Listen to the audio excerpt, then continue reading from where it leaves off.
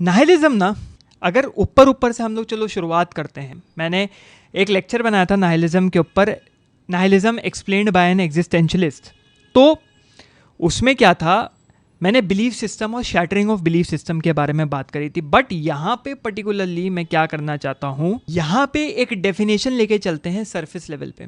तो नाइलिज्म ना एक बहुत रेडिकल आइडियोलॉजी है। रेडिकल मतलब बहुत क्रांति बजाने वाली आइडियोलॉजी है। And what is ideology? Ideology is system of ideas. हम बोलते हैं ना भाई तुम्हारी ये आइडियोलॉजी, इसकी तो ये आइडियोलॉजी है। आइडियोलॉजी एक सिंगल लीनियर आइडिया नहीं होता, it is a system of ideas. बहुत सारे आइडियाज़ एग्जिस्ट करते हैं, उसको जब आप जोड़ते हैं एक साथ, डॉट्स को जब जोड़ते हैं तो वो एक सिस्टम या सेट ऑफ आइडियाज़ बनते हैं, जिसको हम आइडियोलॉजी बोलते हैं। पर्टिकुलरली नाइलिज्म एम करता है एक रिजेक्शन ऑफ एनी यहाँ पे पर्टिकुलर नहीं बात कर रहे, एनी इंट्रिंसिक और एक्सट्रिंसिक मीनिंग ऑफ लाइफ। जिंदगी, उसका कोई भी अर्थ हो सकता है, उसका कोई भी महत्व हो सकता है, उसकी कोई भी इंपॉर्टेंस हो सकती है। तो उसका एक तवज्जो दिया जाता है कि भाई ये है मेरी meaning of life. I am an entrepreneur, I am a maths teacher, I am a content creator, I am a software engineer, ये मेरी मीनिंग ऑफ लाइफ है। नाइलिज्म, अब वो हो सकता है इंट्रिंसिकली आए कि मैं बचपन से बनना चाहता था software engineer, but it is driven extensively. तुमने किसी और को देखा होगा या तुम सुना होगा सॉफ्टवेयर इंजीनियर, तब जाके तुम सॉफ्टवेयर इंजीनियर बनना चाहते हो। तो आपने सॉफ्टवेयर इंजीनियरिंग का कोर्स उठाया, सॉफ्टवेयर इंजीनियरिंग करी, अब आप एक सॉफ्टवेयर इंजीनियर हैं। That is your meaning of life.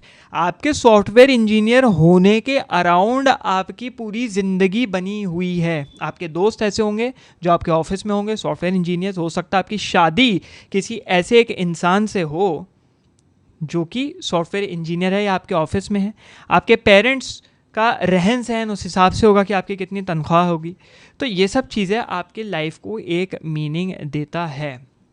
ये एक ऐसा स्कूल ऑफ थॉट है, बहुत स्कूल ऑफ थॉट्स हैं हम लोग पढ़ते आ रहे हैं इस चैनल के ऊपर, बट ये एक ऐसा स्कूल ऑफ थॉट है जो अथॉरिटेटिव और असर्टिव है।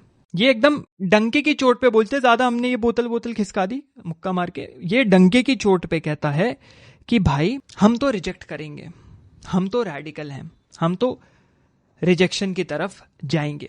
अब यहाँ पे कुछ नुआंसेस ले लेते हैं, कुछ ऐसी चीजें जो होनी नहीं चाहिए लेकिन फिर भी हो रही हैं नाइलिज्म को लेके। सबसे पहली चीज, इसका जो है एसोसिएशन कर दिया जाता है विद वन ओनली अपने नीचा बाबा।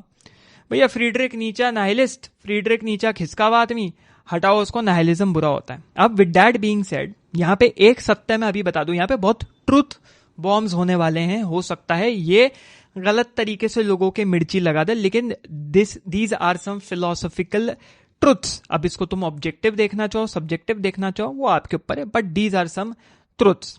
सबसे पहला, जो ट्रू नाइलिस्ट होता है ना, वो असल में नाइलिज्म प्रीच नहीं करता, वो असल में नाइलिज्म की कोरोसिव नेचर को बतलाने की कोशिश करता है। मतलब कि ये जंग लगा हुआ लोहा है, इस लोहे से दूर रहो, इस लोहे में घुसने की जरूरत नहीं है, तुम्हारी जिंदगी भी खराब हो जाएगी। भैया ट्रू नाइलिस्ट को मान लिया जाता है कि भाई वो तो रिजेक्ट करने निकल पड़ा, भैया हम तो सब रिजेक्ट करेंगे, हम तो सब उठा के फेंक देंगे। हमें वो नहीं चाहिए। हमें नाइलिज्म को समझना है ऊपर से और अंदर से कि ये किस तरीके से सोसाइटी को इम्पैक्ट करता है जनरली। तो क्यों इतनी बदनामी है नाइलिस्ट की या नाइलिज्म की इन पर्टिकुलर? क्योंकि सोसाइटी उस जंग लगे हुए लोहे को एक्सेप्ट नहीं करना चाहती है। अगर कोई संदूक है जिसके ऊपर जंग लगा हुआ है तो हमारे घर वाले उस पर चादर रख देंगे लेकिन फेंकेंगे नहीं। क्यों? क्योंकि ये संदूक हमारे पूर्वज, हमारे बाप दादाओं के द्वारा दिया गया हुआ है। ये तो तुम्हारी नानी का है, ये तो तुम्हारे दादा का है, ये तो तुम्हारे परदादा का है, ये संदूक नहीं फेंकेगा, चाहे कितना गंदा इसमें जंग लग चुका है, कितना ज्यादा ये लोहा सड़ चुका है। नहीं, हम बोल रहे हैं कि लोहा सड़ रहा है, इसके अंदर के जो बर्तन आपने रखे हुए संदूक में, उस बर्तन को भी सड़ा देंगे। आंख खोलिए, नई संदूक लीजिए, कोई बात नहीं, बर्तन तो है एटलीस्ट, उन बर्तनों को ही एक सेंटिमेंटल वैल्यू समझ के अपने पूर्वजों को याद करो, ना कि उस संदूक को। कितनी तगड़ी एनालॉजी है। और वही ट्रू नाइलिस्ट बताने की कोशिश करता है कि संदूक को फेंको, संदूक से लगाव मत रखो, सेंटिमेंट्स रखने हैं तो अंदर की चीज से रख सकते हो, जिसको एक्टिव नाइलिज्म, एग्जिस्टेंशियल नाइलिज्म बोल सकते हो। लगाव टुवर्ड्स द अंदरूनी चीज ऑफ दैट संदूक, जो बर्तन रखे हुए हैं, इससे पहले बर्तन भी सड़े, संदूक को फेंक दो। तो एक ट्रू नाइलिस्ट कौन होता है?